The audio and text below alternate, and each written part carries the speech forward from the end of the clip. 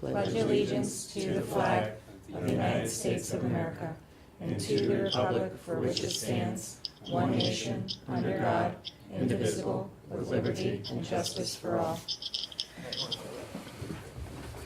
Great. Well, thank you all for joining this evening. We have Jim O'Brien on the phone.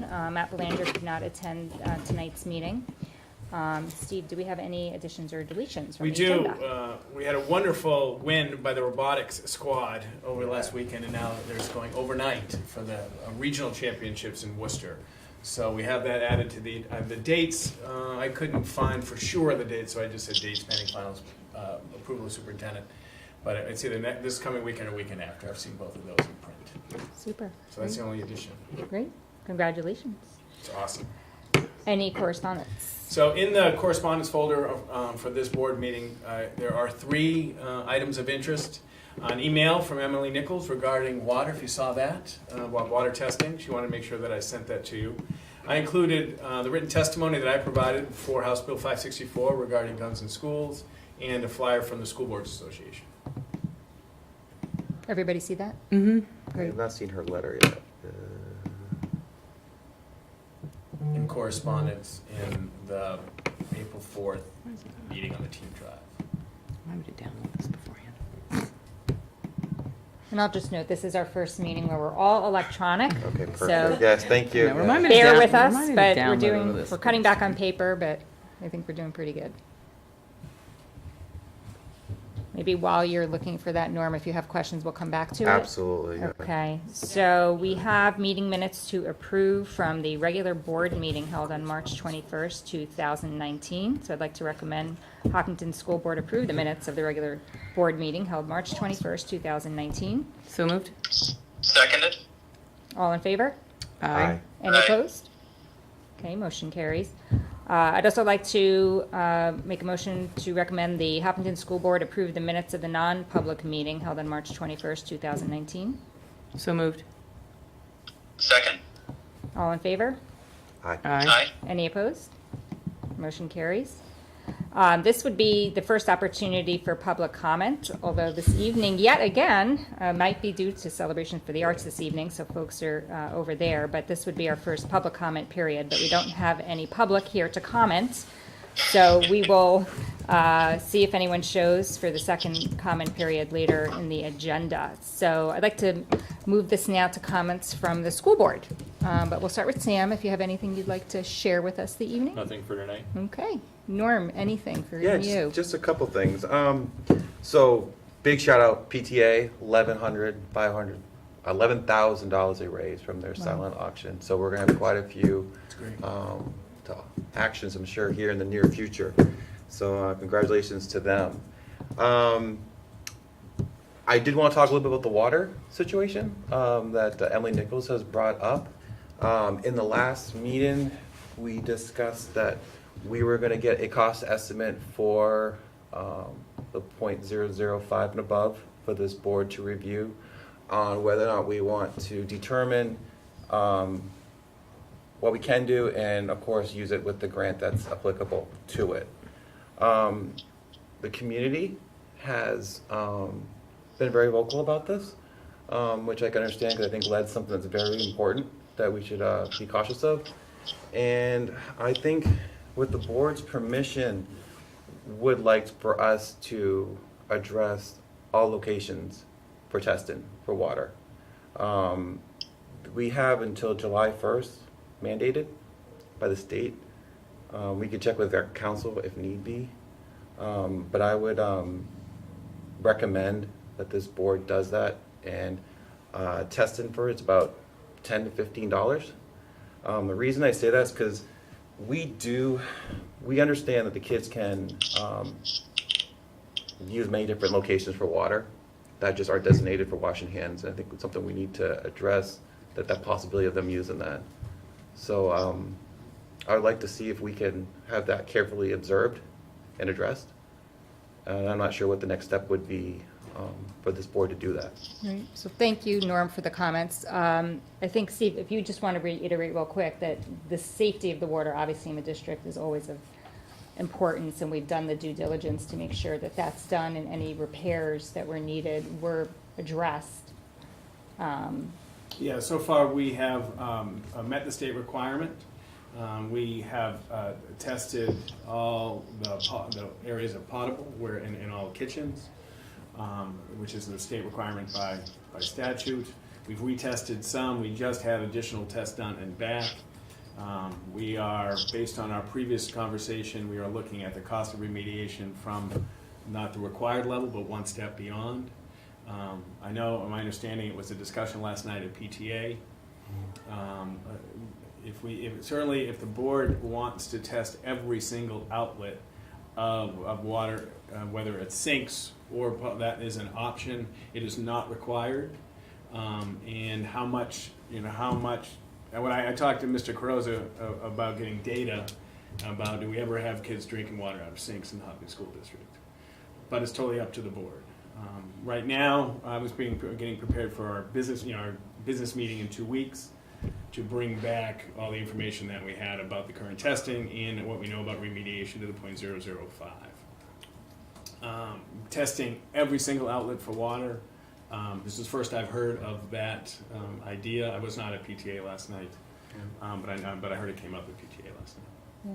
So I think it might be a good idea to first get all the recent information together that you're collecting and waiting to hear back from, and then maybe reassess at that point. So once we get a cost analysis on the .005 to use for the grant, we can go back and determine whether or not we can go back and test Well, I think it. just results from any testing, from any repairs. Okay. I think absolutely to do anything further than state requirement, we need to make sure that makes sense Agreed. and that we have cost estimates for Yeah. that, because this is not a budgeted item, and we want to make sure if that's, something that we need to do, we obviously can. Yeah, no, for it I as well. think, I'm talking, from just the community's perspective, I heard from multiple, and they the PTA did mention quite a bit of it last night. And one of their biggest concerns is that kids do use other locations that are not for getting water. They'll go up to anything and fill their water up. And I think it's something that we have to understand, that we can look at the vision of having no lead in the schools, which I think is a good message to the students and to the parents. And you're right, it's not a budget off, but we also, not a budgeted thing, but I think it's something we should look into doing. Yeah. Are you in agreement, though? It's a good idea to just gather the information. I think the first thing I asked him to see, which I respect, because he, we're taking this to the next step, is to look at the cost analysis to take advantage of a grant. Whenever we can get free money, we should take advantage. But it's a 50 50%. It's 50%. It's 50% if we follow the right procedure. Yeah. So why don't we, So, okay. we'll definitely look at this. Yeah. We could report back Okay. maybe next meeting. I think if the community does have comment, they should certainly feel free to express Okay. that to the board. Agreed. Or to Steve directly. Okay. And then we can assess whether that's really something that we want to move forward with. Yeah, I'd like to, because this really has to do with the management within the district and the facilities, there really is, I think, a recommendation that needs to come from the superintendent and his business administrator Okay. and staff.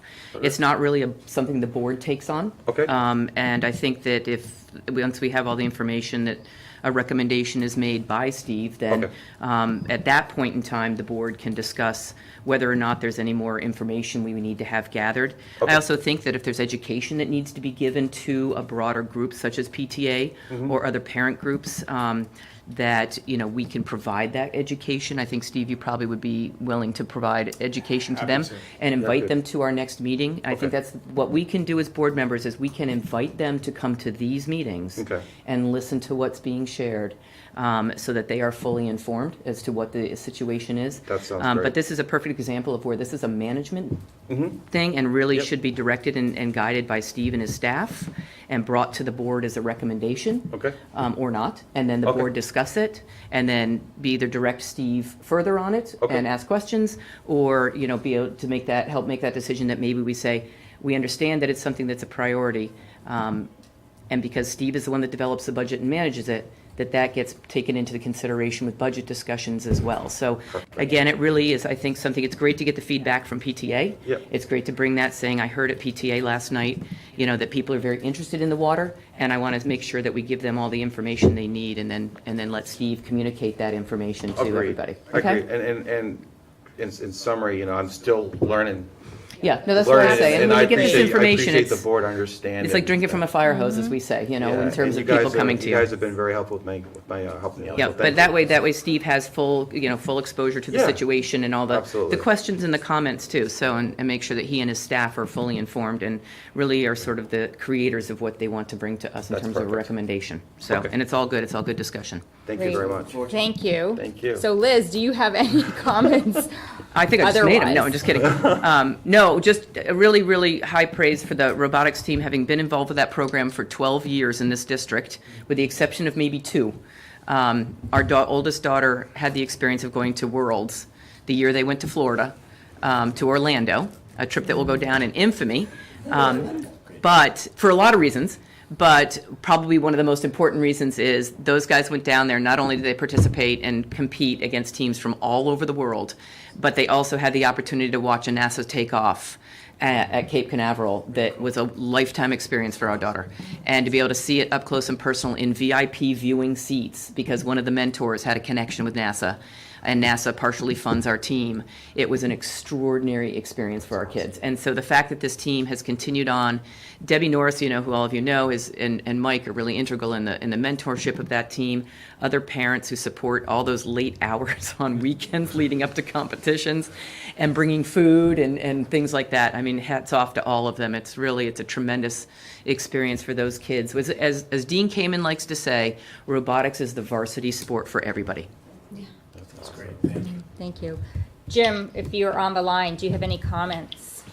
I don't, other than, I'm disappointed, one, not to be at the meeting in person tonight, but also disappointed not to be able to make the celebration for the arts, which is probably one of my favorite events of the year. So just, sort of, I know it's going on probably now, but just hats off to everybody who helps organize that. It's a really great event. Maybe next year they can stream it, Jim. That's a good idea. actually, yeah. Maybe. At least the cafeteria, the cafe. Come on, Matt. Matt's like, no. Great. Well, thank you. I mean, there's a lot going on in town. Obviously, spring sports has started up too. First baseball game next week. So Sam's very excited, I think. So a lot of people are really busy, but I always want to encourage a community when you can squeeze it in. Do come out to these meetings. It's the best way to hear firsthand and ask your questions and give your feedback. So with that, I think we can move on to presentations and staff reports. Sure.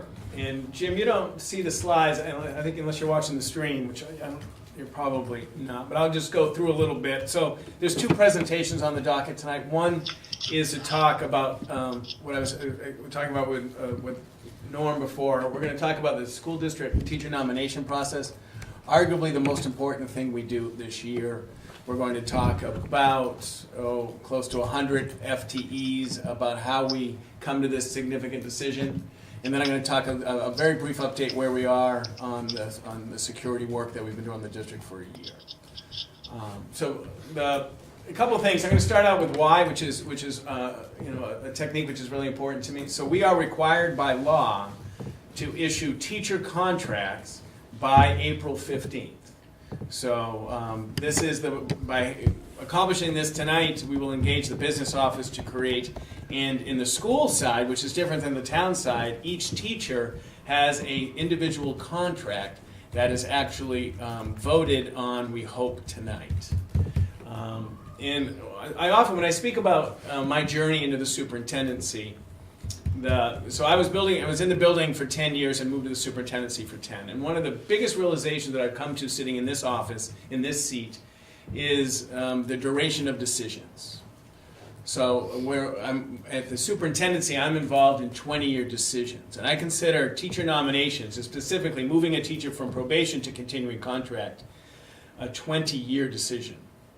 It is likely that those teachers will be here at least 20 years. Mr. Stone and I were talking before, trying to figure out how many teachers on continuing contracts in my 20 years here have left. And we came up with 3. So that means every other teacher from continuing contract on stayed through retirement. So this is a significant decision, and how we come to that decision is certainly important. And right now in the district, and I put a cover memo or some explanatory memo in the packet, hopefully you saw that, and I'm going to just support. There's about a third of our teachers on probationary status right now. And that's a lot, and that means a third are going to have to require the probationary system. So highly regulated, we're going to talk about the statute, highly important. This is a decision that it's a human resource work. It's human resource work that we're all involved in probably for the last month, really since the budget was voted, and we'll talk about the reductions, how that's impacted tonight as well. Steve, one quick second. Can you Sure. just, for the stream and everybody else, explain what probationary means so that it's Yeah, not something bad? I'm going to get there. Okay. So one of the things that we do is we offer lots of support for new teachers. So new teachers are new to the district or new to the profession. And I'll define it in the next slide, but it's under 5 years new to the profession, under 3 years if they've been a teacher for a while coming into our district. And how we support, how we onboard, the best thing we can do is hire well. The resources to reorientate, to reinduct, and to rehire the same position over and over, those resources in our district are not insignificant. So we really try to orientate and induct well. So obviously we have an interview process, and they get hired, and then we start before school. We have a full day for teacher orientation right before school starts. That's nuts and bolts, and that's trying to get them to sleep well the night before school. Where do you go? Where do you put your coat? What's the schedule look like? What's the faculty handbook? And so we do a day. And then about 4 years ago, with the institution of the Magnificent Seven, I started a year-long induction program where once a month for the entire school year, I spend an hour with all the new staff. And I go through the tenets of Magnificent instruction. I also check in, see how they're doing. Frankly, have pretty serious conversations about what, as the superintendent, I expect, require, and what we're looking for. Do you do that as a group? All the new staff and me, and then I have some guest speakers come in during that time. But yes, as a group, all new staff, every Wednesday, once a month on Wednesday, 3:15 to 4:15, I present in-depth look at the Magnificent Seven, the 7 attributes of what we're codifying, and just check in. And then every new teacher goes through the first year as a very prescriptive teacher evaluation plan. That means that in order to orient our culture into our work, they have about 10 to 15 activities. They have to observe other teachers. They have to meet with guidance, meet with special ed, sometimes watch movies. They have to go to an extracurricular activity to see what it's like at a concert, what it's like at a play, what it's like at a game. And throughout the year, that is designed throughout the year to really inculcate them into the culture of the district. So they're all facets of the work. One of the most valuable times is they sit with a guidance counselor. They pull up a class, and they will go through every student, knowing each student, and realize that a third of those kids might be on free and reduced lunch, a third of those kids might have divorces, a third of those kids might be aspire to, and really try to understand who's in front of you. And then the mechanics of our evaluation is a couple years ago, we moved to the evidence-based practice of unannounced walkthroughs. So for years, we were a clinical model. Madeline Hunter is the design where you have a pre-conference, what am I going to see when I come in? You actually observe, and then you have a post-conference. And those are well scripted, and so a teacher would know 2 weeks ahead of time. Aviva, I'm coming in 2 weeks, this is what I'm going to see, and they prepare, my boss coming in, right? So what we found is that a walkthrough, just any day walking in and seeing what is really, and 10 times you get much more of a flavor of their skill. So we observe every new staff member 10 times. And then if we have issues and we need more, we can certainly do clinicals. But we really are trying to understand their pedagogy. Now, we're not expecting 10-year experience for a new teacher, but we're trying to get a handle of their present level of performance, and then how can we support them to get to the magnificent standard we have. So we spend significant amount of time supporting new staff. But as Liz talked about, probationary and continuing contract. So it's one of the things, it's a misnomer, and sometimes I'll misspeak. I think I did it today at leadership once. There is no, in New Hampshire law, there is not tenure. That word doesn't exist in New Hampshire law. In New Hampshire law, it's called continuing contract. So every teacher, and teachers in the district, and the statute says you need a credential to your job, and you're covered by the collective bargaining agreement. So that is nurses, that is school psychs, that's speech paths, that's teachers, that's guidance counselors. Those are all covered by this concept. So the continuing contract, what that means is that the school board decides on the standard, but the superintendent would have to explain to the board why, with a preponderance of evidence, that this teacher has not met the Hopkinton standard. And that happens right now today on current law. If you're brand new to teaching, you have 5 years to show us your potential. If you've been like for me, because I was a continuing contract teacher at Hollis Brookline, if I went back into the classroom in Hopkinton, I'd have 3 years. Because 20 years ago, I was an 11-year teacher at Hollis Brookline. So if you're brand new to the profession, it's 5. If you taught somewhere else and move in, it's 3. And then after that, you have right of due process, all the way appeal, all the way to the Supreme Court of New Hampshire. That protection is not shared by any other administrator in this room. It is shared by building administrators and teachers. They have right to due process. So it is not impossible at all to remove a teacher who has right of due process, but by statute it is appropriately difficult. That being said, a 3-year or a 5-year teacher on probation, there is no standard at all. If I choose not to nominate them, they are no longer in the district. And some of the recommendation is, in fact, to protect the district, we are instructed to not talk very deeply about their performance. However, because we are devoted to care, we believe that if we've invested 2 or 3 years and supported someone and we want them to be successful, we will have very specific discussions about pedagogical improvements necessary to do it. But we think that's important to help teachers, even if they're not here. Look, if you're going to another district, we need you to work on these things. I often talk about 3 things. We want tremendous work ethic, we want tremendous relationships, and we want tremendous pedagogy. For me to recommend someone for continuing contract, they need to demonstrate without a shadow of a doubt that we're confident in those 3 things. Tremendous relationship with kids, care, tremendous work ethic. They got to work very hard, and they've got to have tremendous pedagogy. We think that is the whole package in teaching. And just to clarify, Steve, so within the 3 years, let's say it's year 2 of 3, or if it's year 2 of 5, if you're observing that they are not demonstrating those, they are not entitled to due process at that point, and their contract does not have to be offered again. Correct. That's absolutely correct. In the vernacular we use around the leadership team, I often say, do you want to give this teacher $1 million? Because that's what it's going to be. 20 years at about $50,000 is $1 million in taxpayer money. That's the gravity of the decision that we're talking about. Is this the same formula that other school districts use also? This is everybody?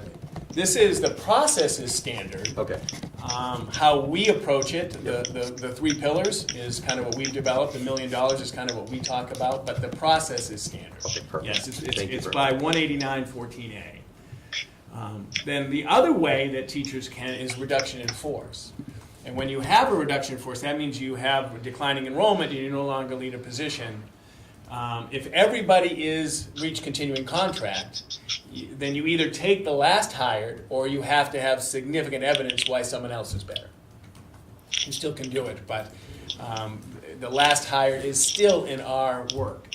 Now, one thing that's interesting, so we also spend a lot of time on teacher evaluation, right? Because how we make this decision is teacher evaluation. In the Hopkinton School District, long before I came to this district, even more than 20 years ago, some board and some administrative team felt best practice was to put the evaluation process in the collective bargaining agreement. In some respects, and some days if you talk with me, that I am concerned about that because management no longer directs the professional evaluation system. There are some districts that have nothing in the collective bargaining and they do it by policy. Policy means management can change it without collaboration. That being said, best practice is certainly to get teachers to buy in on the system, right? We want this to be collaborative. So most of the time when I'm dealing with this, I like the collaboration, and it's a much better product. But there are moments where I wish management always would have more control. No one would be surprised to listen to that. But any changes, like when we changed from clinical to walkthroughs, we needed the union support. I could not do that unilaterally. So we had to demonstrate to them that it's best practice. We piloted for a year, and we have now implemented it. But in another district, we could have done that unilaterally because by policy. And walkthrough's been in place since the last teacher contract. Yeah, 3 or 4 years. Yeah. We've been doing it. So our teacher evaluation, because it's walkthrough, is evidence-based. That walkthrough, the research shows 10 unannounced walkthroughs get you a better assessment of teacher performance than a clinical plan. That's why we do it. 10 times. We really want to get a flavor. And it's a challenge in our district when our principals are social workers, they are HR people, they are facility people. To get in 10 times, that is a challenge. And they are LEAs we talked about today. They also are involved in the special education process. So one of the things I think on one of the first times was you and I negotiated a contract. We added an extra day in the summer for teacher evaluation. So we invest in teacher evaluation. There's 1 day of their entire contract is devoted to meeting with administrators and working on their goals and self-reflecting. So that, in theory, is 1/187th of their entire work. So we do invest in teacher evaluation. We have teacher standards, and we have integrated the Magnificent Seven into those standards. And we ask teachers to reflect upon those standards and collaboratively work with administrators in designing their teacher evaluation plan. Years ago, we linked their teacher evaluation to their professional development, which made perfect sense. If you're struggling in classroom management, then we want your professional development to be on classroom management. In the old, before myself and my colleagues worked on this, your teacher evaluation could say, I want to work, you need classroom management, but they could go learn how to use computers. They weren't connected. It was totally teacher-driven. Now it's collaborative with administrators. Again, continuing contract teachers also have walkthroughs. I think they have 6. I'm pretty sure they have 6, a little bit less, just because we manage it with our system. So any questions about, we have one more slide, but any questions about the process, both philosophy and implementation? Hey, Steve. Yes. This is great. Thanks for putting that together. I was just curious. You had mentioned at the onset that we have about 30% of our teachers who are currently on probationary status, and you just mentioned that was a high percentage. And I'm just curious, not exact numbers, but where are we normally? If this is high, what's the normal time look like? Years ago, it was 10%. Okay. So we see. So is the trend getting? I mean, I guess it's hard to say the trend's getting more, but we saw last 4 years. We saw a lot of retirements. Right. yeah. We had that group, and I'm in that group. 50 plus. I'm in that group, Jim. I'm in that. That's unbelievable, Steve. I don't believe that. So we had the bubble go through. And when you have 4 or 5 for 4 or 5 years, and then a couple people leave, you're talking 6 or 7, and we've done a lot of hiring, right? We've done a lot of staffing. But yes, 5, 7 years ago, I would have said 10 or 15%. Because for a while, we didn't have many retirements. So. And Okay, thank you. That's helpful. Thanks, Jim. Good question. How many contracts are we approving? Tonight? Yes. You will, for 100 people. Okay. Yeah, plus or minus a couple. Not full 100 FTEs, because some of these people are part-time. But you'll have 100 people tonight. Ish, give me an ish. That's the spreadsheet you gave us? Spreadsheet, Right. non-public. Yeah. And there are 2 tenure decisions tonight, just 2. Okay, thank you. So next year, Continuing Which goes to show what. See, I did it. I did it. I apologize. Continuing contract, correct. And I did slip today leadership. 2 of those decisions. So I'm just going to flip the last slide. So tonight, it is very important. It's not like once in my time we had a meeting and you asked me questions. 3 days later we met again to approve one last person. So it's great if we can get it through tonight because the business office needs time to generate prep. But if you are, if you're angst about it, we could have a special meeting. We've done that a couple of times in my 10 years to just do staffing. But the hope is to get through tonight that I can tomorrow initiate the contract development, individual contract development with the business office. So as I just said, there are 2 rights to due process, 2 teachers that we are committing to, I would say, for a significant amount of time. Not a bad thing, just when I started being the superintendent, I wanted this decision to be deliberate and purposeful and absolutely clear. So every slate that I presented had always been highlighting who is moving on. And we'll talk about that in non-public. We are not tonight using any funds in the contingency fund. Okay, that's not tonight. Tonight we're using budget, and we're using very few increases. We're doing a literacy section, right? We've talked about that. That was in the budget, because I remember we never pulled that. And I think that is it. Now, we've already initiated 4th grade, but we don't have a hire for that yet. What we did do, because of the cut at school district meeting, we are not offering an additional section in careers yet. We might, but I wanted to give as much flexibility as we work through the staffing. And we reduced a couple of other slight areas, and so so tonight it's what we know we need and required by statute. So we're not reducing anybody's contract tonight, but we are not necessarily increasing it what we talked to. No one's going backwards tonight. And we have time, as Chris and Rebecca work on the master schedule, and we're going to hear tonight, kindergarten's 58, 2nd grades, so we're going to hear about that tonight too. But there are some positions that have some credentialing work to do with the superintendent that I need to get done prior to issuing them a contract. They're in good standing performance-wise, but I've met with them all, and if they don't go through a credential exercise, then I can't give them a contract. So their names don't have to come back, but I've highlighted those as pending final approval of the superintendent, waiting for them to provide a little bit of credential information. I can upload it and I can initiate it. So it's not a performance issue, it's a credentialing issue that I feel confident they will all meet that need. So that's tonight. Does that make sense? So and I don't mean to be melodramatic about it. There's a leadership thing called loose tight. You're loose about some things, tight about some things. This is as tight as we can get. The leadership team, Becky changed some of the titles today. Leadership team has been on this. Michelle's been on this. Lori Nato's been on it. We've got everybody's eyes on it. I feel strongly that what we are committing to tonight is right within statute, it's right within budget, and it's right within what's best for kids. Any comments, questions? No, thank you We're for the good explanation. Thank you. Thank you. All right. So that's coming in, but I would, just one last thing before I move on to the security piece, I would recommend that we don't take that action in public, because I have a few changes in the slate, nothing earth-shattering, but I want to make sure the board has all the information necessary to make that vote. So going to non-public, I'd like to articulate a little bit about changes in the slate, but you would have some work to do outside of that, which would be to vote in public on the slate.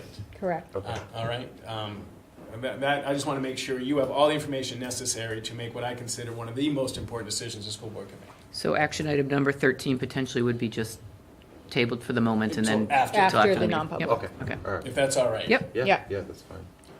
Everybody okay? Yes. Okay, so very quickly, because we put together, and you'll see the school board schedule, about 7 topics between now and the end of the year. One we just did.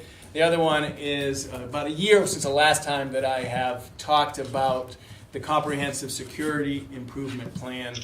And I just felt it was a good time to very quickly update the board on where we're at.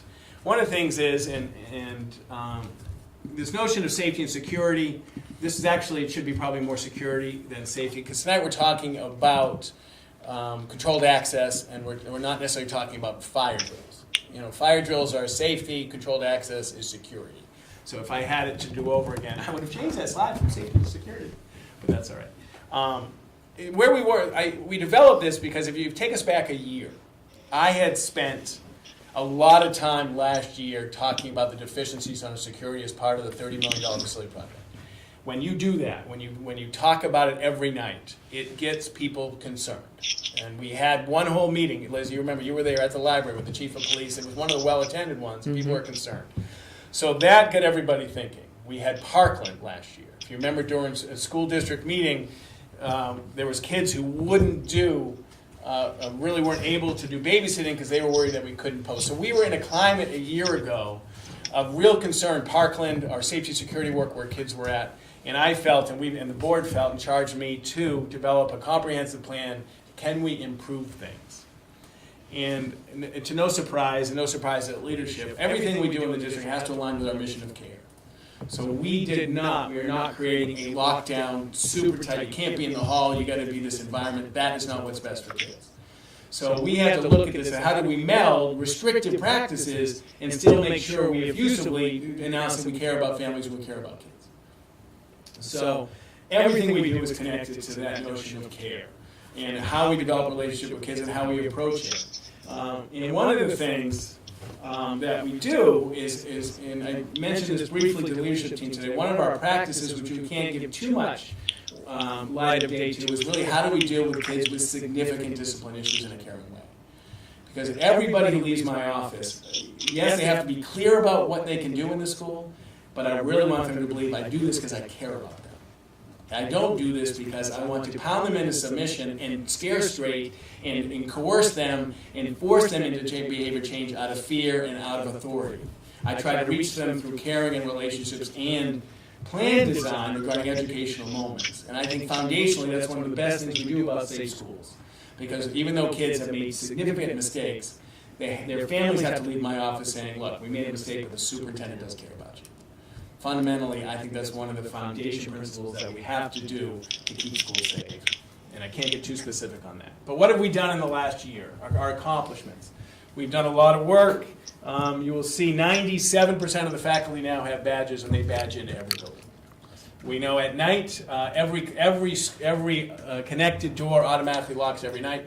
We don't leave doors unlocked anymore, so they are locked. In the morning, we're still getting close. They'll be uniformly unlocked. They didn't work today, but they'll work. So we have controlled our access. We have buzz-in systems at all our schools. We have more fresh, tight, solid doors in district now. We still have more to come than we've ever had. We have replaced 15, 20 doors. So they are tight. They are locked. Many of our doors, if they are ajar, the administrator gets an email saying this door is open. Not all. We didn't replace most of them. So our security grant. We have 60 cameras in district. The chief procureur can right now go on and see what's going on in the parking lot. If someone's doing donuts at Blood Field, he can see them right now on his computer. He's been set up. Chief Yale has all our police have full access by card swipe. Boom, they can get in a door. Chief Yale has it. So our security grant, we're very close. We got some tightening. If you know, we had some damage to this door, all under warranty, no problem. When you do so many doors, some are going to have issues. So our security grant is 95% there. We introduced the Say Hello program earlier this year. I met with middle school and high school to take a look at who's sitting alone, who is disenfranchised, who's not connecting with peers or adults. And we did a little bit of role playing on how we would reach out to those kids. So we are having kids look around and saying, who is isolated? Because one of the concerns is if you're not connected to school, if you're isolated, you are more apt to not feel engaged and then perform a difficult act. We have more staff in the change in ICS. The ICS is Incident Command System 100 and 200. It's 2 levels. Let the record show I finally passed my ICS 200. I did that this year. Chief Yale, I know you're happy about that. And we had staff on Choice Day. We had a group of Harold Martin, the Safety and Security Committee people together worked on ICS 100. So we have more people trained in Incident Command System we've had in a long time. Our emergency operation plan has been reviewed and updated and submitted to the state. Chief Yale and Chief Procor both had a chance to review and provide their input. One of the changes of a year since I wrote it last year, we've instituted Avoid, Deny, Defend. We changed from a lockdown district to Avoid, Deny, Defend. Sam, have you heard that? Does that term resonate with you much in your Avoid, Deny? Not from teachers. Okay, because I know the teachers have drilled it and talked about it, but we're trying to figure out how to roll it out in a sensitive way to kids. But high school kids are a little bit different kindergarten. I think you guys are ready for it. So we've done that. The faculty handbook now includes our Avoid, Deny, Defend protocol. Matt Stone set a website to us of best practices in school security. That's on there. And our entire drill protocols are easily accessed, and our EOPs are easily accessed with the faculty handbook. So we did a training, and we've done tabletop. And once a month, I remind staff at their staff meetings to do a very quick safety minute. Because one of the things is changing the mindset. You can't say in September I did a drill, I don't have to worry about it anymore. So safety and security is constant. I'm not talking about, suspicious and conspiracy, but just always be aware of what you're doing. And like, we asked the staff to look, okay, if something happened right now, how would I get out of this room? Simple things like that. That's what we've done in the last year, which I think is not insignificant because we had a few other things on our plate. Where haven't we grown yet that I want to be important? One of the things that I'm disappointed in myself, because I believe in it, is whether it's 746-2020 or an app. One of the implementation strategies in Safer Schools is anonymous tip lines. And I didn't publicize this enough. Because we have to make a means where if someone's worried about someone or thinks somebody has a weapon or somebody is worried about self-harm, we have to make sure that they report it to an adult. And that makes a safer school. I always tell the story, true story. I was a principal. Youngster came in with a very large knife at 7:55. I was hiking this week and I forgot to hand it to me. That's a safe school. And they felt comfortable enough that I wouldn't expel them for the next 180 days. It was not using a threat. Actually, I say very purposely for those listening, it was before 8 o'clock. It wasn't even a school day yet. But we took it, had it, and gave it to the families, no problem. That line is active. What's that? It is active, I just haven't publicized it. Right. I need to publicize it more. And Matt and I, once in a while, there is an app out there that someone can text to Corrine LaJoy, text to Jackie, text to Laura. I just haven't figured that out yet. But it does exist. And so I want to work on that. We are having a HSEM, is Homeland Security Emergency Management. We were reached out to by Scott Lamberson at the HSEM office in the fall, saying, Steve, would you like a Homeland Security audit? And we decided we would like it after we implemented a controlled access. Because if we did it before, he was going to tell us you should do controlled access. Now it's how we implement. So today, I spoke to him last week. He's ready, and the building administrators will be contacting him, and he walks the building, usually with Bill Caruso, with a principal, and says, look, watch out for this and do this. But that's going to happen between now and June, we hope. Another thing we haven't done yet, and this is more what people tell me that we need to do. It's not, even when I was a building principal, we're supposed to register every car. Because sometimes there's some cars that aren't. We're supposed to get stickers. We should do it. And people know should's a big word in my own life, but it is something that is considered best practice, and I don't know how much time we spend registering cars. Would it make sense to do that next year at this point? Yeah, I think that toothpaste is out of the tube. Yeah. Yeah. But that's what we're doing. We're making social emotional learning I skipped over. We are not as far along as I hope to be. We actually met with 4 people who attended a national conference, and all 4 of them really advocated for developing and instituting a social emotional learning program. It is something that I truly believe in, and how we do it in a very packed school day, and how we do it with teachers on board. Because if it's not supported, it's not typically done very well. What does that entail? In responsive classroom, probably elementary is what we probably have pretty close, but it could entail what they spoke about today, advisory every Friday. Instead of having academic support every Friday, you do an activity and start talking with kids about social emotional issues. Some teachers take it fish to water, some teachers say, whoa, I got into this to teach algebra. And I'm scared about, kid asks me about algebra, I'm okay. Kid asks me about what happens if I try to kill myself, you know what I mean? So we're getting better at it, but that's the concern, I get that. Many of our teachers came into this business to teach algebra, but nowadays, we're teaching kids, we're caring about kids. So finding the space in the academic day and making sure that it gets embraced, and not, if it's a top-down, typically it's not implemented with efficacy. And again, this is not being critical, I get it. We've been working on this a long time. But the 4 teachers think there was more traction to do some creative SEL-like activities that teachers would be okay with. But we're looking for buy-in, not top-down. Steve, I want to commend you and everyone who was involved over the last year to get all of this in place, because there was a lot going on over the last year, and I consider this tremendous achievement. I agree. And what's left really is stuff that we know we can get to, right? I mean, we'll get to these things. We will. Right? So really, I mean, it's a tremendous change for the district, and I would imagine, and I'm curious, Sam, what you have to say. What do you feel the impact of it? I mean, compared to where we were a year ago in terms of the student body, and there was somewhat fear out there that we weren't really, they didn't feel as safe. What would you say now? Compared to this time, especially last year, the school was really shaken. The students were nervous, and some days at school, arguably more than we needed to be. It kind of fed off of each other. It's night and day compared to how it is now. It's not even a thought anymore because of the changes in the doors and the progress in the practice of the faculty. I think it was our first conversation, wasn't it, Sam? You and I. It was. Wow. It I was think the it was first part thing of we talked Dimitri's. about. Yeah, it was Yeah. access when you're hip, Mhm. and then it was this. We talked about that, so I appreciate that. So And Steve, yeah, go ahead. So I was going to say, and the other thing is with all this instituted and feeling safer, you still feel like your school is your school, right? And I think that was the goal, was to not make it feel like a lockdown. So yeah. So I guess one of the questions that I ponder about a little bit with something like this, where so much work has been done in the last year, and obviously with additional projects that are still on the books, what do you feel right now is the best way to proceed to keep some of these initiatives going, to be able to keep those lines of communication open between students and staff and teachers, administrators, parents?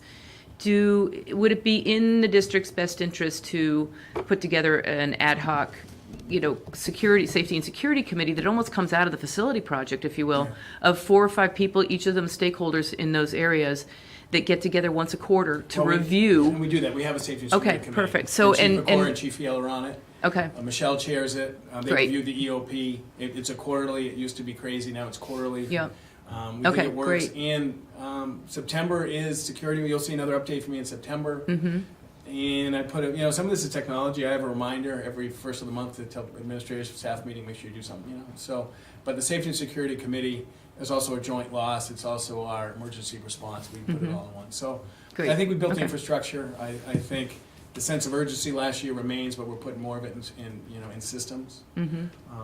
And we'll get a readout from the audit once that's Yes. back. Absolutely. Typically, those are typically non-public. They show Mm-hmm. weaknesses, and we typically don't announce those to the public. Right. But the board can absolutely see them in non-public, and that is a non-public. Safety Mm-hmm. procedures are a non-public category, but no, we don't typically share those with the public. But if the board would like them, we look at them as a security team and leadership team. Great, Yeah, excellent. Cool beans. great. I think we're all set on this.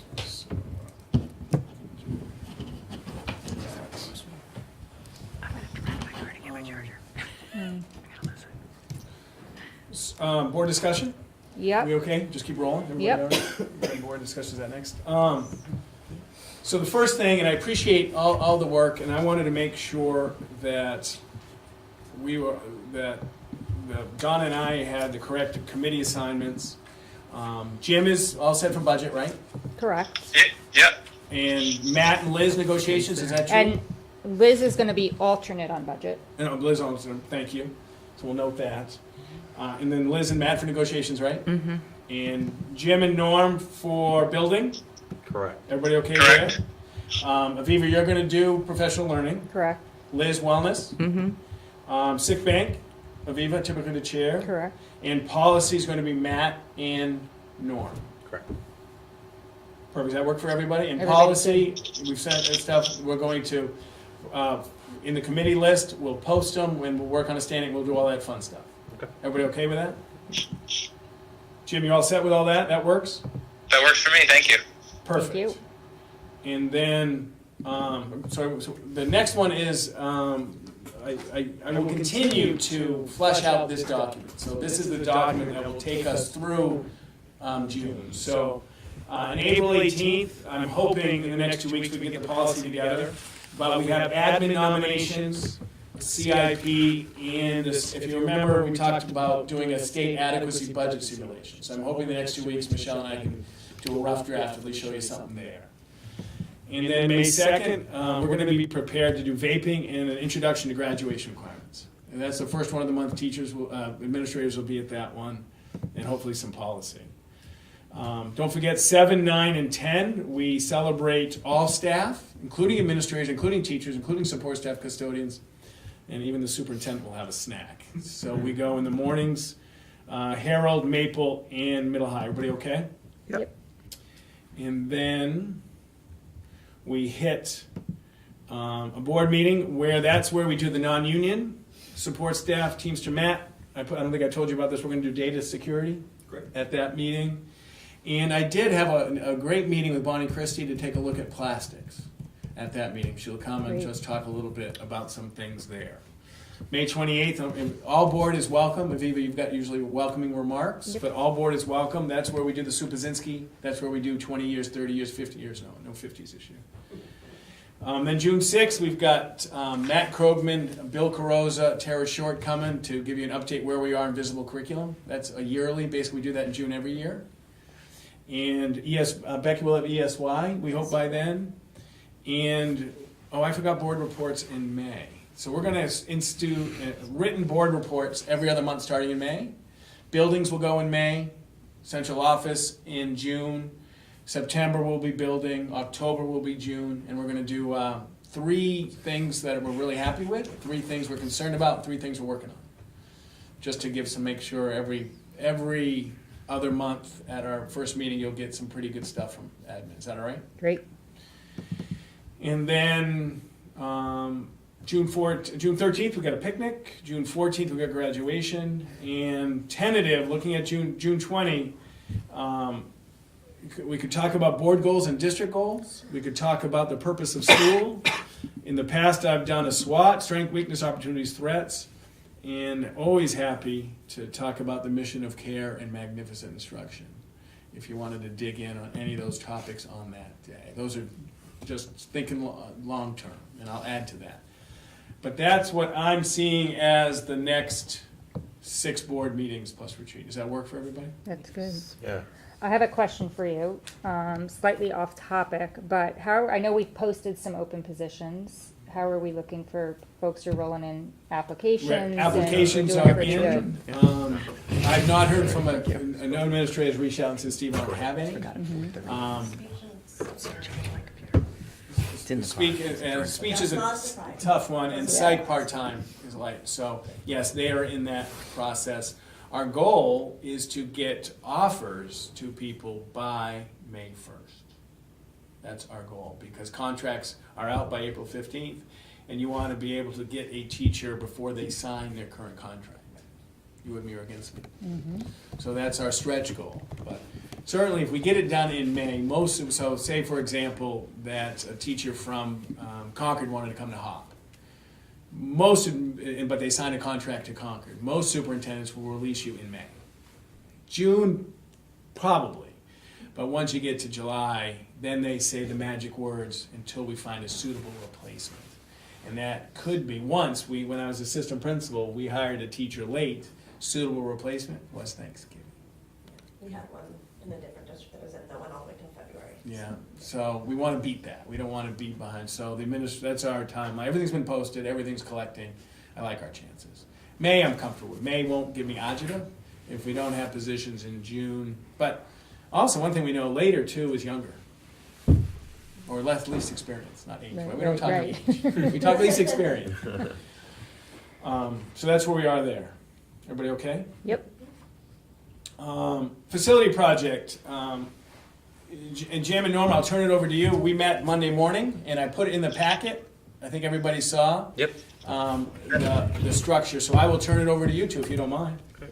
Sure, and Norm, maybe I'll start and then just kick it over to you.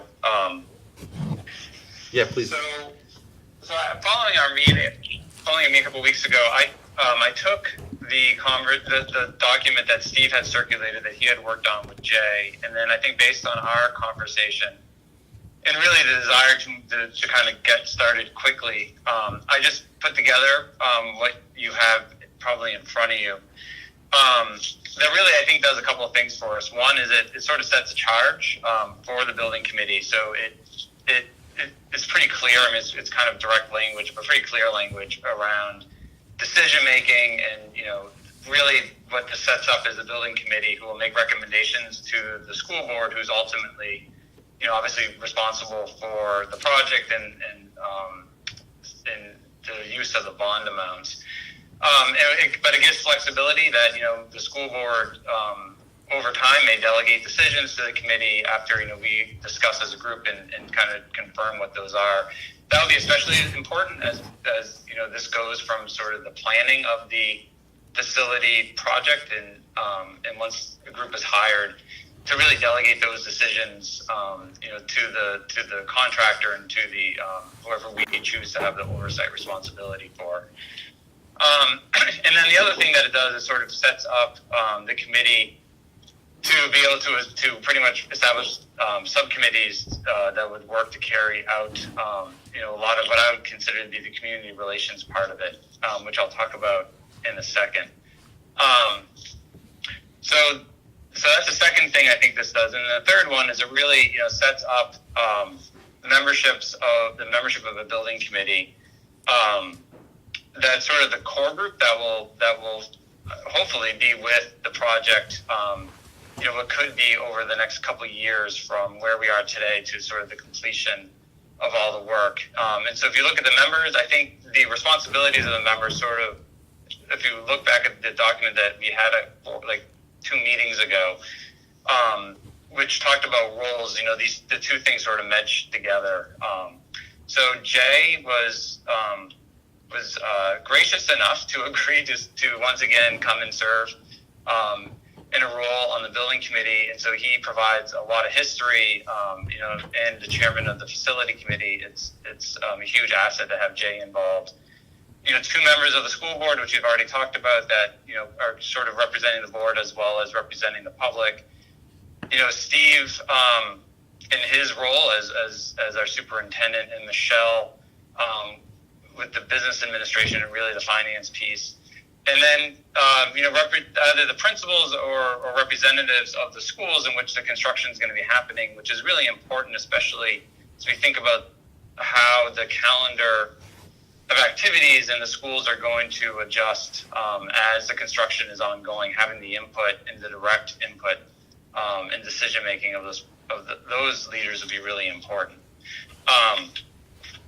So this is a different committee, I think, from the facility committee, which was really a visioning committee, really help us figure out where we want to go, help the community coalesce around a plan.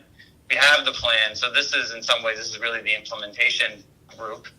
And so I think the question is, how do we involve the public throughout the process? And I think it's really important that we involve the public throughout the process.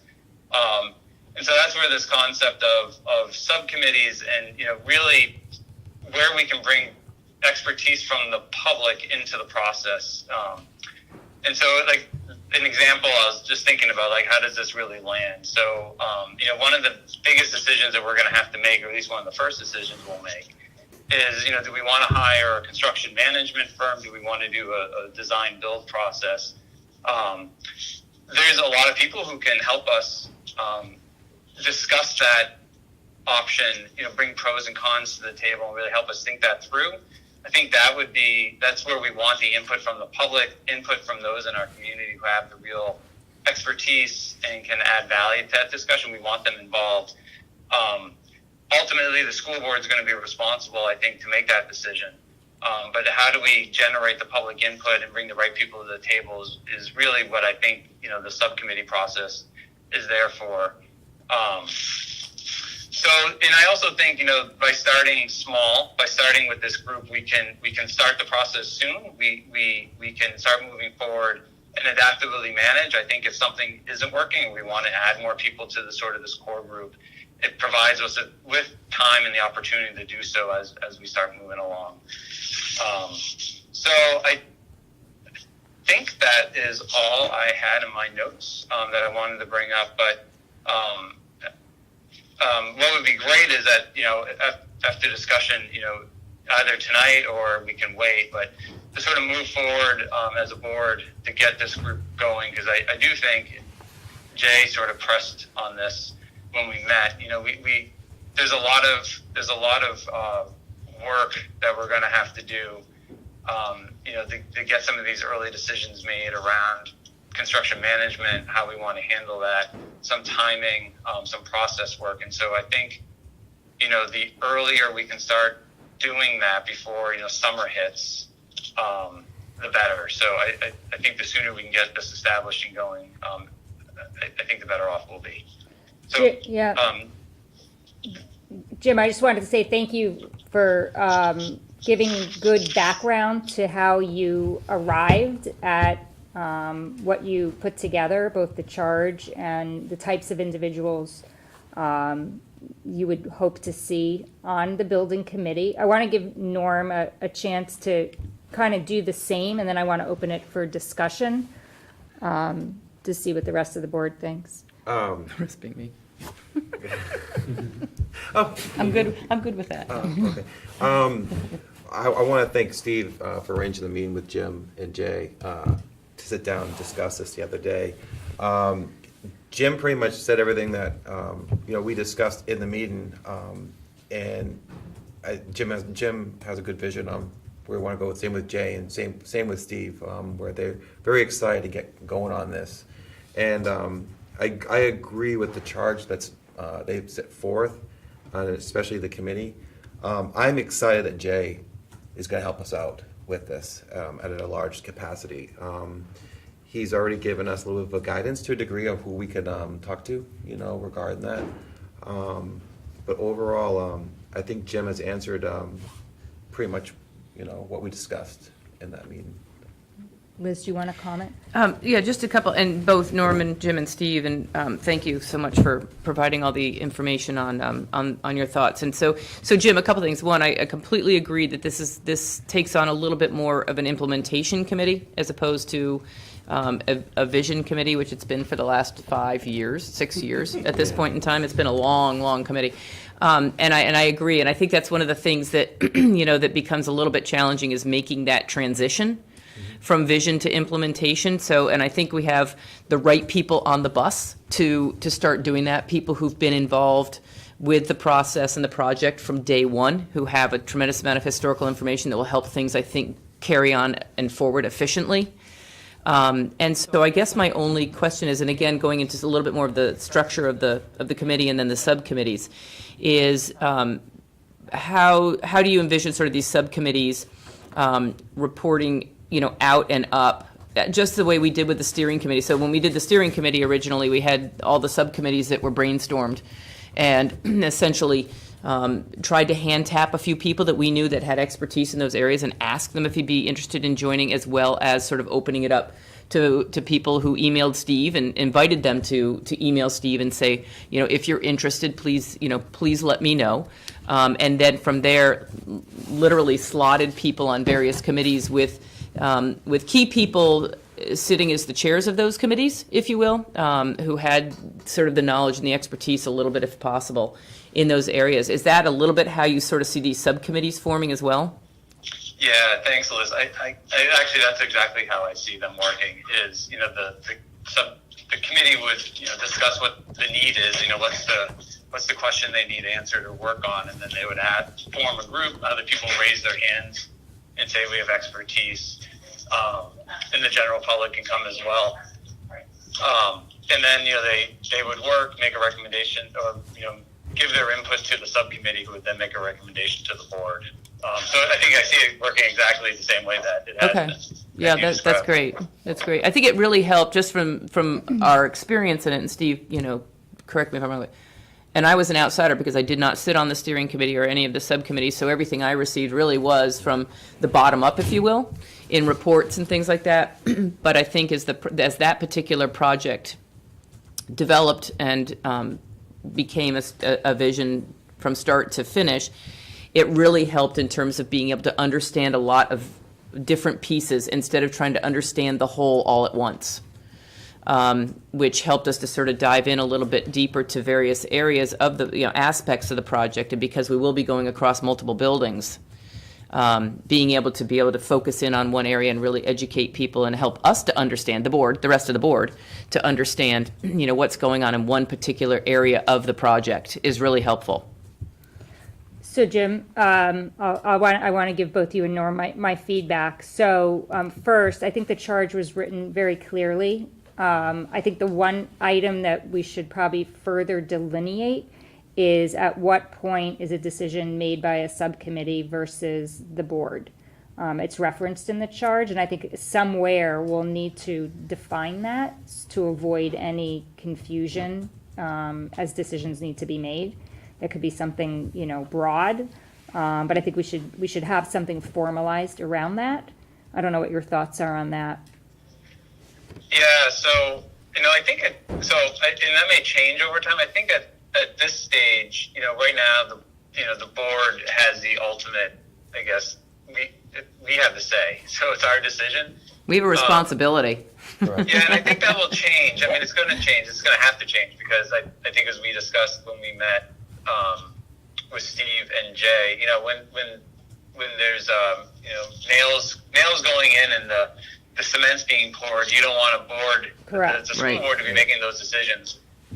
So I think that will change, and I think the way to do it, at least for now, we could always change our process. Is as we hire a construction manager or someone else to manage the project, we're going to be making decisions along the way, and I think it will become we will as a board be able to have a discussion, and then clearly delegate certain types of decisions to the construction manager, to maybe Steve or the building principal. But I think those decisions we will be able to see as a board. I'm just not sure we know what they are today. Mm-hmm. So it's today I'd rather keep it with the board and with we can delegate, and then as we go through our meetings, we'll just I think those will probably become more clear as we move along. Okay.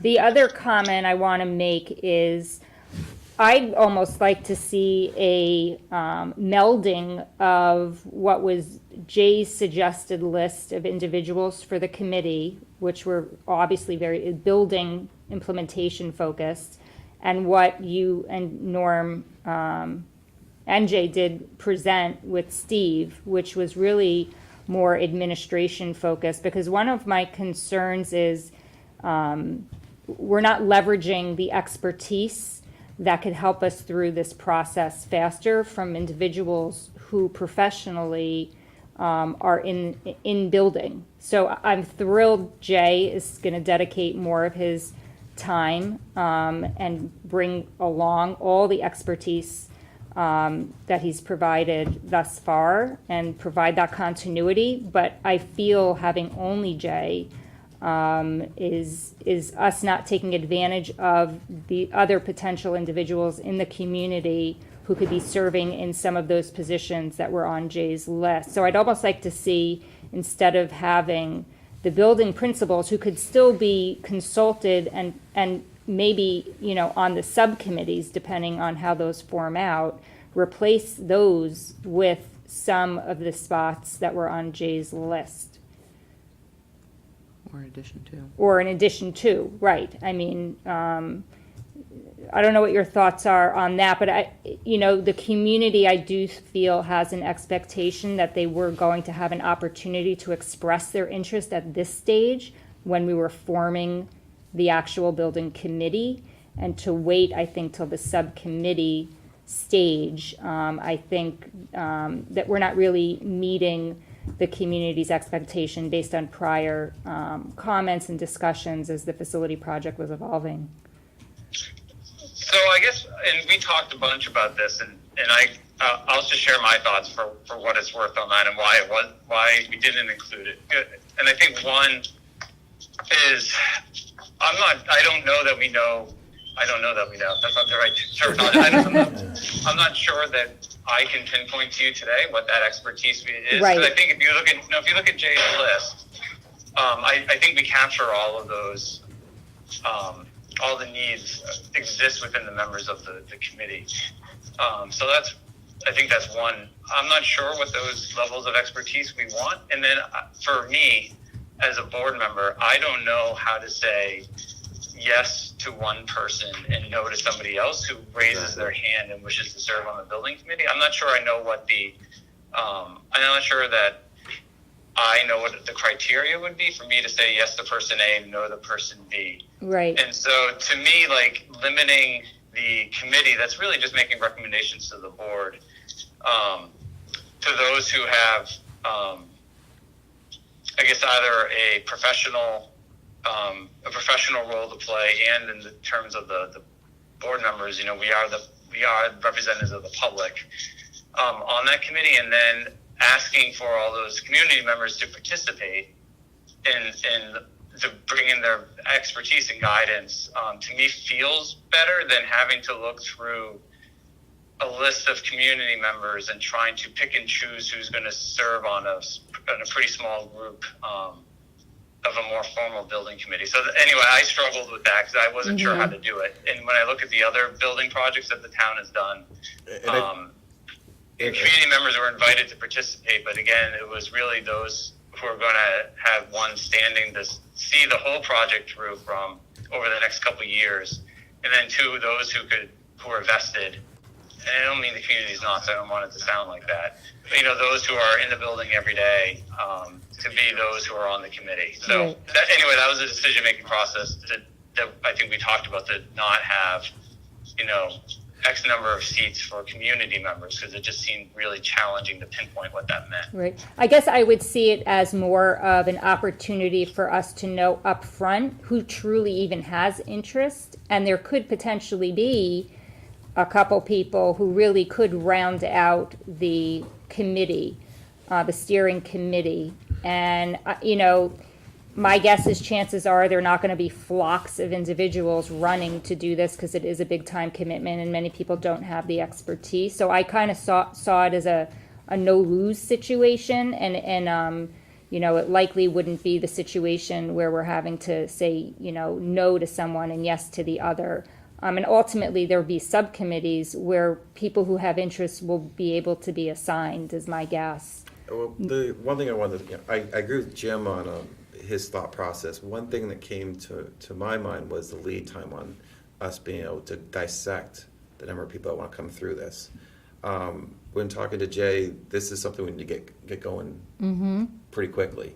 And for us to go through the process of talking to the community, I think is fantastic. We want input from them. This is something that we want to make right. But the lead time of that process of finding the right individual to get on this that this board is comfortable with is something that's going to be subject to the timeline of getting this project started. So that's one of my concerns, because from my understanding, we want to get this going with quite a bit. And I do agree with Jim. How do you get in that specific point where you're saying no to someone and saying yes to someone and making a judgment call and feeling comfortable with that? Yeah. I guess ultimately having Jay as part of the committee, it's really leveraging his expertise in helping us understand that. Yeah. And that's really, I think, that original list he provided. I mean, obviously he does this, so he knows the types of individuals that you need on that type of a committee to move it forward. Maybe we don't have all of those, but I think opening it up to the public, we would very quickly see. We'd have to put a deadline on, if you're interested, please contact us. There are people in the community who have already expressed interest, giving them that opportunity, and then using Jay's insights to help decide, within a short time frame, which makes sense, which don't, and which ones may be recommended to a subcommittee. So Jim, and again, after you and Norm have spoken tonight, I feel I had some similar just in reading it, concerns about the fact that we've already put out to the public sort of the idea of this building committee. But what if we were to have the committee be as you all have recommended it, and still that way that committee can start moving forward, but still put something out to the community to invite people who are interested to send an interested email, and just really phrase it that there may be opportunities for them to participate. We don't know what they are yet, but we'd like to know if you're interested right now. And just basically put their name sort of out into the pool, and then as the subcommittees form, be able to draw from that pool if need be, if there's something of particular interest to somebody. And that way we solicit it. But also, I guess I'm asking the question too. So when and if the subcommittees form, I know your meetings are going to be in public, correct? Correct. So there will be opportunities for the public to come and provide input at that time, which will be important. So if the subcommittees meet, they too will be meeting in public, I'm assuming. Yes. And so there'll be opportunities for the public, if you will, to come and provide input and public comment, if you will, at that point in time. So that gives me a sort of a level of comfort that we're providing various opportunities. for them to be able to provide comment and provide input. But again, is there any downside to just putting something out there to invite people, not making any promises that people are going to be on every committee, obviously, or on any committee, but just if you're interested in this, here's how you can get your name to us to let us know that.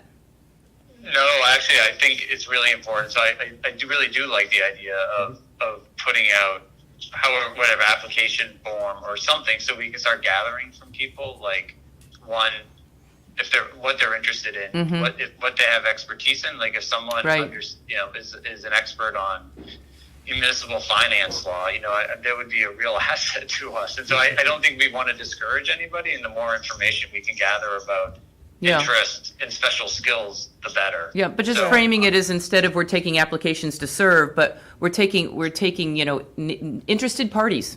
And just sort of put it out there that way, but also assuring them that there are going to be multiple opportunities for them to come to meetings and hear how the work is progressing. It will help, and it could also help. I mean, it gives us a stable of people to then invite to these public meetings that we know are interested. So it's more communication, I think, the better. So okay. Yeah, if you're comfortable with that, I'm comfortable with that too. I think as long as we make that invitation. Correct. I think one of the driven factors, we do have a fantastic group of people in this town that can help us with this project. We're starting the key now. Liz, you made a great point that we've already dissected what we're doing with this bond. There may be some things that are changed. This group knows that's the vision, and this town has dissected it, what they wanted.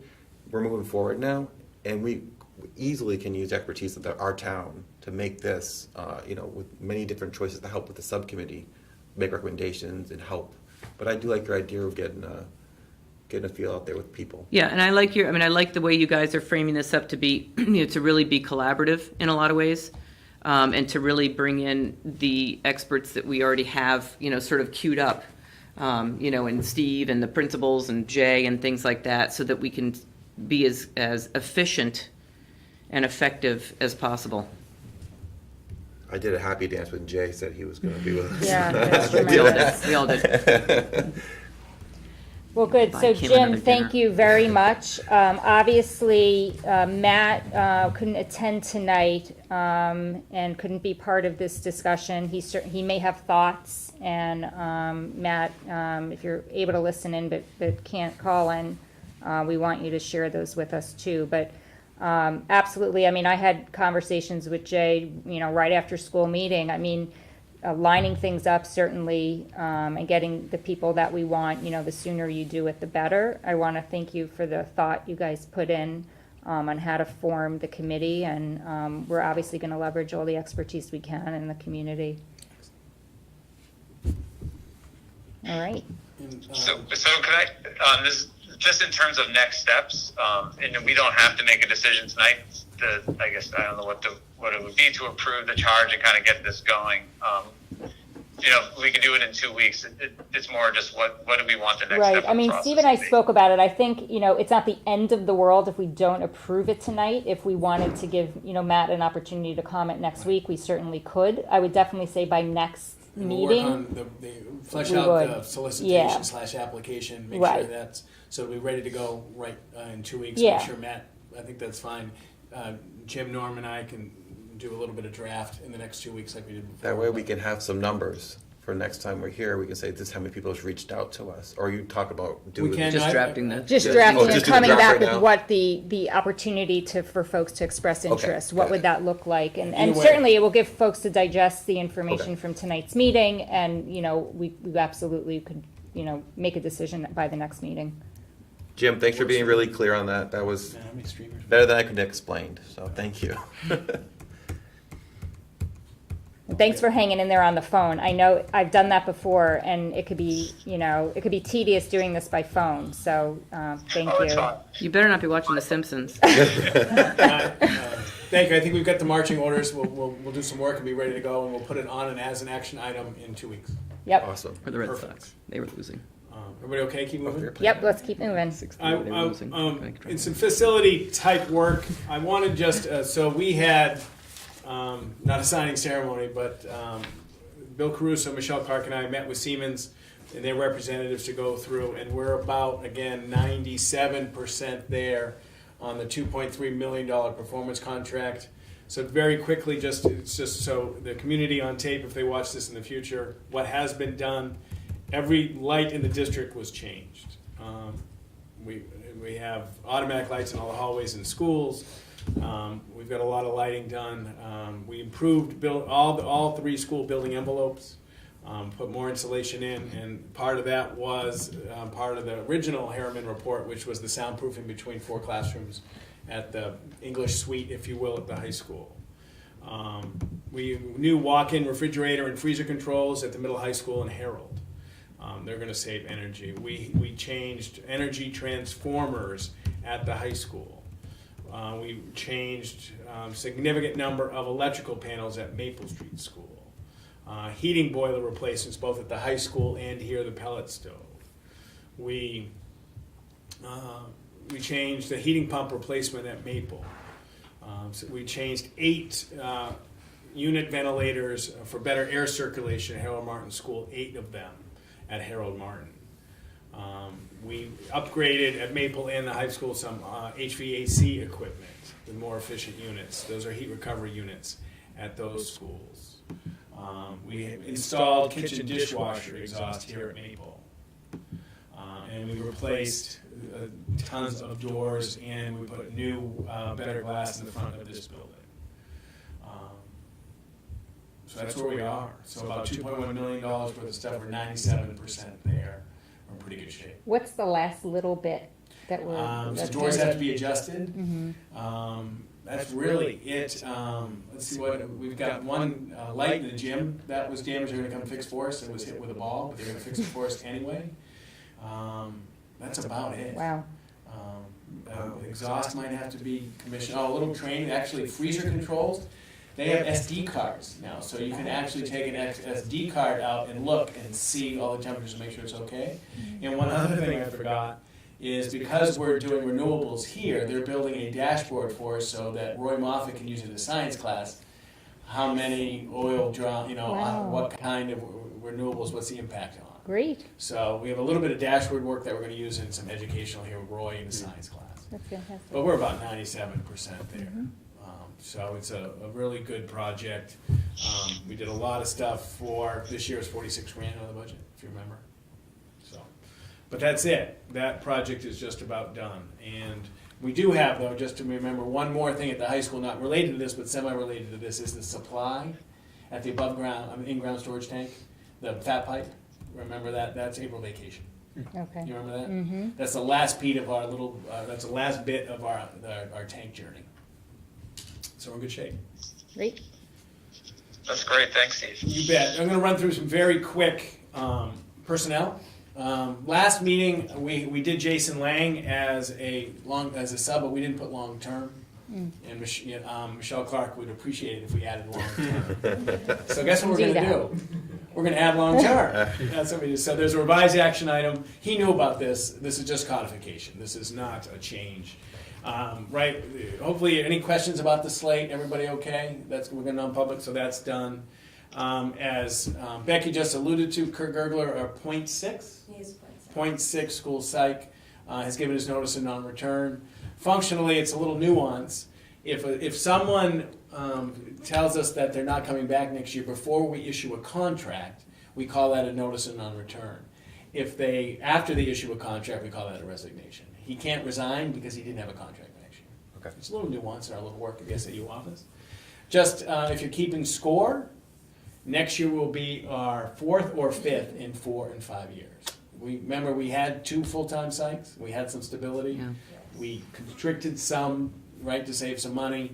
And I think that next year will be 4 and 4 or 5 and 5. I think So, 4 and 4. 4 and 4 next year. So that's a struggle. That's not right. That's very difficult for each year. Just define 4 and 4. That means this is the 4th time we've had a 1-year person in it. Four people. In No 4 one's years. come back. Part-time school site is Right, hard right. It's hard Yeah. to hold on to. because they're in high need. So you have to find someone who relishes the part-time. That's what they really And want. they're working under a teacher's contract, which sometimes for some of those specialty Thank you. areas is a difficult you really do have to find someone who loves working in a school and loves working part-time. You know, it's a perfect for someone who's retired, right? Because they can click retirement and do it. But these positions are very lucrative right now. Right. And we do not have applicant, or this Um, isn't posted It's yet. been posted anticipated, and we have Until not had tonight. any yet. Oh, okay. Okay. We talked at the last meeting, Kim Sink going out in long-term, so we're coming in. We found 2 people that can share the position. Nancy Raymond, who did the position for a long time, one of the nicest people, and Mary Weldon, who has been a sub in there. Both of them are very qualified, very experienced. We won't lose a step. So one will do it 2 days a week, one will do it 3 days a week. It's not a bad gig. Lori Jennison comes forward as long-term sub for school nurse. She's done it for us as well. She currently subs, knows the kids, knows the procedures. That's seamless. Remember, we did a bump to bump to bump. We did an IA to a teacher to Harold. Well, that IA, instructional assistant Ashley Nicholson Brizard, was a bus monitor, so she can't do the bus monitor because she's teaching now. So we got a sub bus monitor. And Mr. Crows and I are battling about kindergarten enrollment. Every time I go on, it goes up. And he's supposed to tell me when it goes up, but I tell him it goes up. Today, when I checked at 11, 12 o'clock, getting ready for this, 58 kids. Wow. So remember, our typical number is 53. So we're at 58. And I'm going to remind everybody, I don't need to, it's April 4th. It won't be 58 in August 28th. So it's going to go up. What do you project it's going to be? I think NESDEC did 68, and so I trust their judgment more than mine. And we're ahead from last year. And Christine Ball told me that there's 5 she knows siblings of kids currently in our schools that she hasn't put in yet, Wow. who haven't registered yet. And typically, if your siblings there, you're typically there.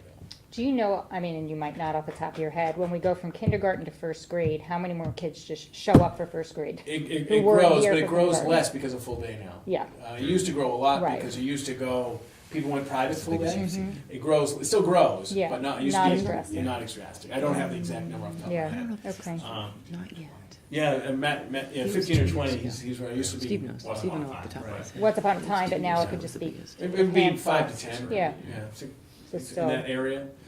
We did authorize an anticipated posting. Bill is starting to collect, but and I don't want to go through this again, but it's not really a kindergarten, right? It's a 3rd grade position. Right. Because we have 4 kindergartens now, but we just can't reduce it and move someone to 3rd Right. because of a retirement. We are watching 2nd grade. We had a new 2nd grader, and my understanding, I wouldn't be surprised if the board gets some feedback about adding a 2nd grade. People typically like to connect with the school board about adding elementary school classrooms. It's history anyway. We are watching that very closely. Someone from Ohio, did I tell you this? I got a call last week. 3 people from Ohio have closed already. They're moving in, coming to school next Wow. week, this week. What, the next couple different weeks. families? One Or family, 3 one kids. family. 1, 3, 4. Grade 1, 3rd grade. Very and nice. 4th grade. And I know another one coming in June. Not 2nd grader necessarily, but another house of Student. kids. So that one, that 1st grade, Yeah. that's right now, kindergarten, as far as I'm concerned, is 4. Yeah. That's done. 2nd grade now is the one we're watching very closely. Bill is there. If Bill was in this chair right now, he'd give it up. He'll give him a 2nd grade already. Yeah. I'm not there yet, but I'm not far from there. 65 today. That's 22, 21. That's okay. That's good, yeah. But it's gonna be. Bill is scared about hiring late. I'm not. For a general spec, last year we had great success in August. For less experienced teachers. So that's where we are. We have 3 overnight trips. Quebec is going May 23, May 25. Madrid, Spain. 15 to 23. Those dates may. I think did I talk about this before? No. Right, those dates may change because of the numbers. We don't have a tremendous amount of kids. If it's cheaper to go the week before and combine with like another high school, they like to do that. Oh. And because when you get, like, if this is 7 and this is 7, if you do one trip for 14, you get a little bit of a discount. We've traveled with Manchester West before, which is great, and I think we've traveled with Bow before. And that is a trip, not an exchange? Not an exchange. Correct. This is Exactly. we call this a cultural visitation versus a fancy word for Right, it. so they have that flexibility essentially with the Correct. dates. Correct. And that's all I have for you this wonderful Great. evening. Thank you.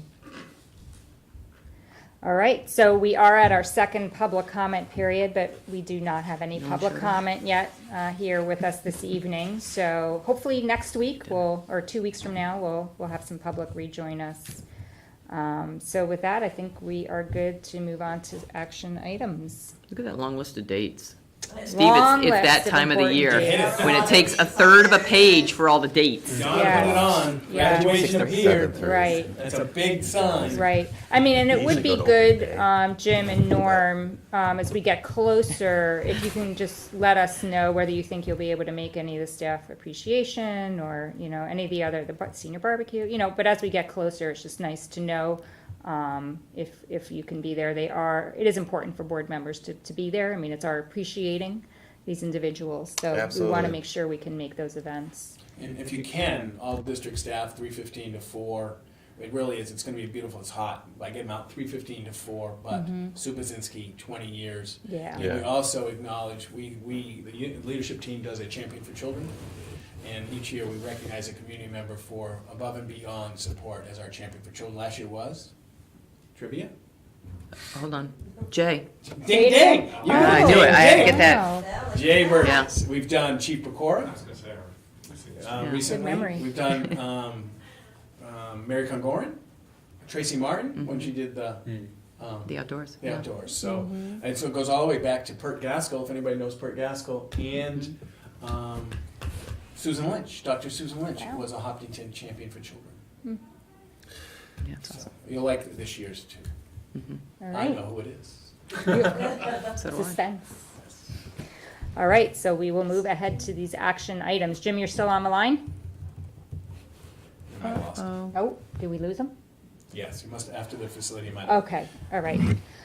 All right, so I'd like to, is he there? Or did he call him Texted. back?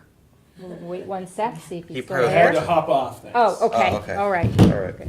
I'll say okay.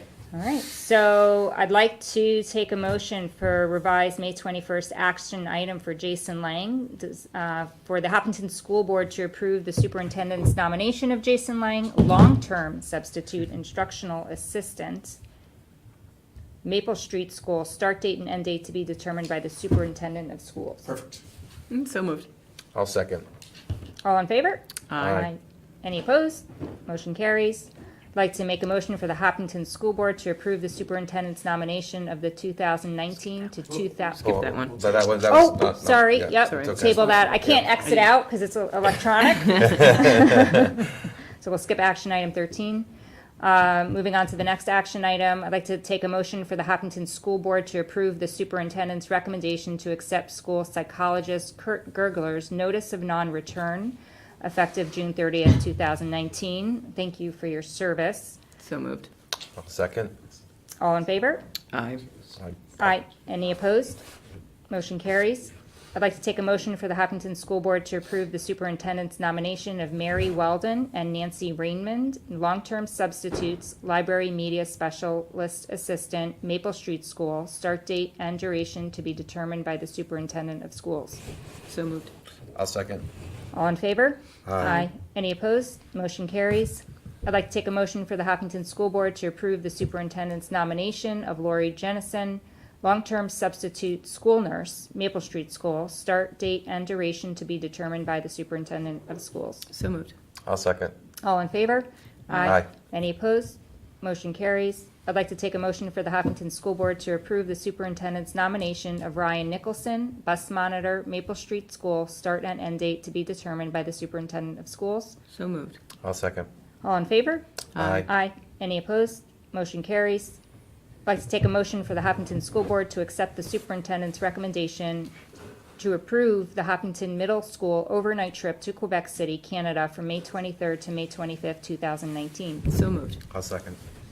All in favor? Aye. Any opposed? Motion carries. I'd like to take a motion for the Hopkinton School Board to accept the superintendent's recommendation to approve Hopkinton High School overnight trip to Madrid and Barcelona, Spain, June 15th to June 23rd, 2019. Dates Could be changed. could be changed. So moved. I'll second. All in favor? Aye. Any opposed? Motion carries. And I'd like to take a motion for the Hopkinton School Board to accept the superintendent's recommendation to approve the Team Osram number 1922, overnight trip to Worcester, Mass., date to be determined by the superintendent of schools. And I'd like to congratulate the team on that achievement. Yes, so moved. With good luck to them, Yeah. and bring it home. I'll second. All And in fa- there's a GoFundMe page out there Yeah, for them. GoFundMe. Yeah, Susan Yeah, Colbert. the GoFundMe yeah. page Yeah. for them to raise $4,000 They can do it. between now and then, yeah. Good luck, guys. There's Good a luck. so moved in your second? Second, Yeah. all in favor? Aye. Any opposed? Motion carries. And I'd like to take a motion for non-public session for the discussion of matters as per RSA 91-A:3, Roman numeral 2, parentheses A, on personnel issue. So moved. I'll second. Yes. Yes. Yes. And All there right. will be action. And there will Yes, be there will action. be action after. Following. Following Just leave non-public our stuff here. session. Yeah, no, we'll go in the other room so Matt can clean up. Matt can pack up and get out of here. Okay.